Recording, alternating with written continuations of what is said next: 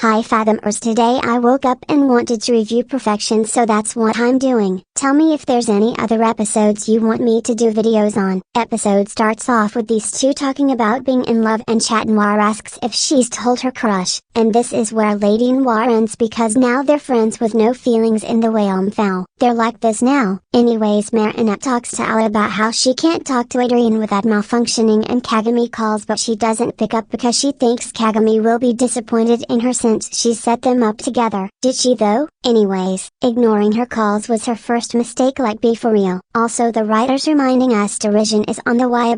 Yeah, we get it. Cue this little girl being insufferably a little girl. Wow, I'm so glad I'm not into boys. Can ya all imagine Marinette liking girls only through? That would be so funny. Every episode will be a different relationship and they'll all last 10 minutes, but she would still consider them all exes. Foul. That's not the case for me though. My ass has been single for a long time and the only relationship I've had was like 3 years ago at this convention where I went as Al from Death Note, and this kid fell in love with me on the spot somehow. I was wearing a mask, mind you, they hadn't even seen my face, and that same afternoon they asked me out from DMs and my ass said yes. Yeah, I won't say what happened the day after, just know we never went on that date. Story for another day. Enough about me. Back to Marinette. The twinks try to put them in situations where they have to kiss and it never works, and it's just awkward as hell because obviously, I don't know why the whole class is so obsessed with these two. Can ya all get a job? Like they didn't even ask ya all for help. Mind your business. No, because if that was me I would move schools and cut them off. Ya all just embarrassing. Chloe x Lila Yuri. Okay, so about this. Whatever this is, there's an option nobody in this show thought of for some reason, and I don't understand why, because it would make everything so much easier. But also that Loki means less time for whatever this is, and they have to show how hard it is for her to say she loves you after the Kim situation that never happened, but now they have to gaslight us that it happened. So, has she ever thought of texting? Like in general? I wondered the same when I saw emotion. Like you would rather get yourself in trouble in this coke party than just text him a simple message? It's like 2016 in their universe, they know texting is a thing. Why doesn't she just do it with a message if she can't any other way? Like that's a million times less weird than whatever this is. She knows she doesn't have to say it out loud if she can't write, or a note maybe? A phone call so you can't see him but still tell him? I just gave you 3 options. Alla baby, where is your mind when we need it? Damn, I have to be Alla now apparently, because why did this idea not occur in none of her friends' mind? Foul. Is it ever that serious? Speaking of phone calls, Kagami calls again and she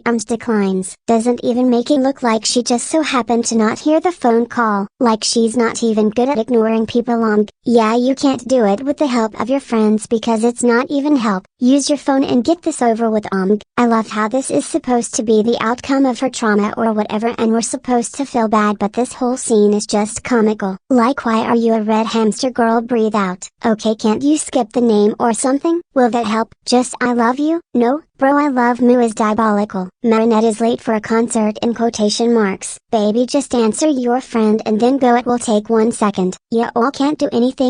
Adrian is performing with Kitty section on the boat for some reason, and he wrote a song for Marinette. Kagami pulls up and everyone bombards her with questions. She's worried about Marinette because she's not picking up. Yeah, no shit. Marinette gets there and is sus as hell right off the bat. Meanwhile, Kagami is writing something on paper. Bro, how does this girl have -1000 or? That's crazy. She's so pretty, but she has to do something goofy at all time or she'll die. Anyways, let's hear Adrian's song. Marinette, this song's for you.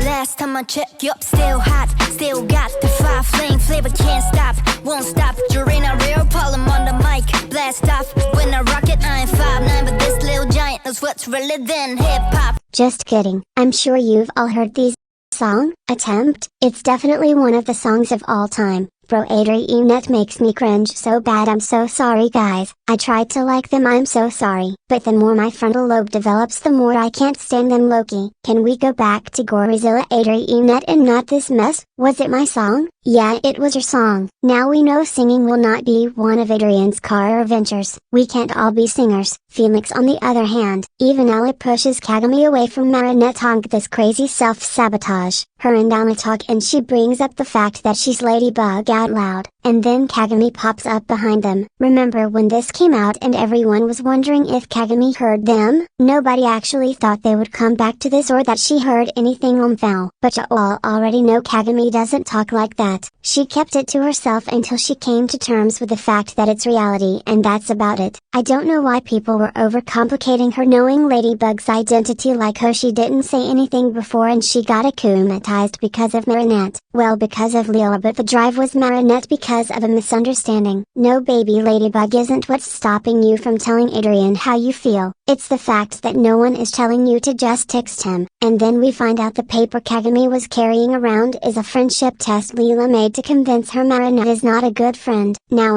the elephant in the room. Where did this friendship come from? No idea. I've talked about this before, but their dynamic was completely different in season 4 and they never became friends after the whole thing with Adrian. Like, this is the most random thing that happened in this entire season. And if it happened off screen, maybe show us a flashback of them reconciling or something? Like, why am I supposed to care about this Lila situation when her and Kagami weren't even friends before this episode and all of a sudden they are? Did they decide to start over when her mom lay bed with Gabriel and hired Lila as the model? Crickets. Lila tells her Marinette doesn't wanna be her friend based on the quiz results and that she can replace Marinette as Kagami's best friend. But what Lila failed to take into account is that Kagami is very much sheltered and doesn't do friendships like most people do friendships, and that it's very black and white to her. Marinette doesn't wanna be my friend equals I'm not a good friend. Equals I can't be anyone's friend because I'm not good enough for anyone. And she deletes both Marinette and Lila's contact. I felt so bad for her. Domui being the only one left in her contacts list is crazy. It's all that Ho's fault. Raised her daughter to not have any friends or people to talk to at all, and now she's around people and doesn't know how friendships work and that it's not as black and white as she thinks. Her self-perception too is so heavily affected by how her bitch-ass mom raised her to basically hate herself if she's not up to the crazy standards she enforced on her. Kagami considering suicide because she's not good enough for anyone. Meanwhile, Lila is just cutting Marinette's face out of pictures she has with her friends. Now where did she find these pictures? That's so crazy. Foul. Lila Rossi is so kind. Soon you'll have no one because I want you for myself type shit. Toxic Yuri goes crazy. Love how Marinette's hair is as blue as the sky. Oh, it's actually black. Let's get you to bed, Grandma. Kagami runs back to the car and the running animation ice a broken bar something. She doesn't even go in the car, she just runs. What does Gabi do when he senses suicidal thoughts by his collaborator's daughter? Akumatizes her. Don't believe me? He literally says this. Like you, all I want is to end my suffering. He convinces her that to end her suffering she needs special powers. Now if we're talking about Gabriel reaching new lows this season, we have to talk about this. Akumatizing someone considering suicide in that exact moment is genuinely insane behavior. Also rewatching this, I noticed another parallel between Kagami and Felix. Kagami wanting to be alone and free and not see or hear anyone so no one will disappoint her again. Felix wanting to be alone and free with his senti people so no one will disappoint them again. Bro, this is insane. Back to Kagami getting akumatized. I just wanna talk about how fucked up this akumatization is. We don't whack Gabriel enough for this. First of all, Gabriel sent the akuma into her literally muck. If Ladybug broke that shit she would die in front of her eyes. Bye bye little butterfly. Guys, where did Kagami go? Second, the fact that Gabriel didn't akumatize her to help him get the miraculous at all, but just for the sake of akumatizing her and letting her wallow in her suicidal thoughts, making it even worse. You can't make this up. The shit is just cruel at this point. Even if she wanted to get the miraculous, she literally couldn't, because she couldn't see or hear or touch anyone. Took away all her senses and just let her get worse by being alone in her self-hatred. No, because what did he think was going to happen here? Someone genuinely explain, what did this man think was going to happen after he akumatized her? Would he wait until unassuming Ladybug broke her amok that also had the akuma in it, and have her die in front of all these kids? Would he just sit there forever while she couldn't hear or see? Fuck you, Gabriel. This might be in the top 5 worst things he's ever done, like telling a literal child how to end their suffering through getting akumatized. Also, for the people complaining about being akumatized while knowing Ladybug's identity, I gave ya all the context for this akumatization and her mindset in this moment. the last thing on her mind after confirming to herself the fear she had that she's not a good friend and deserves nothing is Ladybug's identity. Marinette wasn't the reason she got akumatized, it's the fact that she's already mentally not okay, and Lila's quiz was the cherry on top. Also, the news were so fresh to her and she probably hadn't processed it properly yet with all the other thoughts she was already overwhelmed with. Her akumatized form here is so pretty but so eerie, she's literally a huge cloud walking around, meanwhile everyone is screaming and running around, and she can't even hear or see them being scared. She just sees an empty city. Okay, Argos. She sits by the bridge and reminisces the first time she was there with Marinette. Marinette, how do you fumble this bad? Like I said, Kagami's fear when she met Marinette was that she wouldn't want to be her friend, and now she actually thinks this, and Marinette is sitting there thinking where the hell it went wrong. She's a Mary Sue. Meanwhile, her fumbling everything and being a walking flaw with pigtails, like you all are not convincing anyone she's a Mary Sue when this is her foul. And she says her mom was right to warn her about friendships being a source of disappointment. Bro, I'm so sad. Someone please tell her it's normal to feel like this. It's part of the human experience and it's better to experience it than being locked up with yourself forever. They try to communicate with her by throwing cars at her. Don't worry, they'll get repaired when she does the miraculous cure. I guess Gabriel didn't think about including objects in the can't see or feel power foul. If he did, there would literally be no way for them to get her attention. Bro, what do you mean she should destroy Ladybug and Chatnoir? She can't even see them. Is this man that stupid? Bro forgot the power he gave her. Chatnoir shops for paint and they make beaded signs for Kagami. He flies by with a helicopter and she gets mad as hell. She sees the signs and reconsiders. This bitch Gabriel tries to keep her akumatized and it's so pathetic. What did he think was going to happen? This was enough for her to fart the okuma out of her system, and Mr. Child Murderer is sad. Boo-hoo, I failed to murder my collaborator's child. Maybe next time she feels suicidal. Anyways, she sees the cheers and stuff and she gets the will to live again. Kagami, I'm giving you this charm not because it will help you not get akumatized, it's just a tradition to give these out now even if they don't do anything. Miscommunication trope, good ending.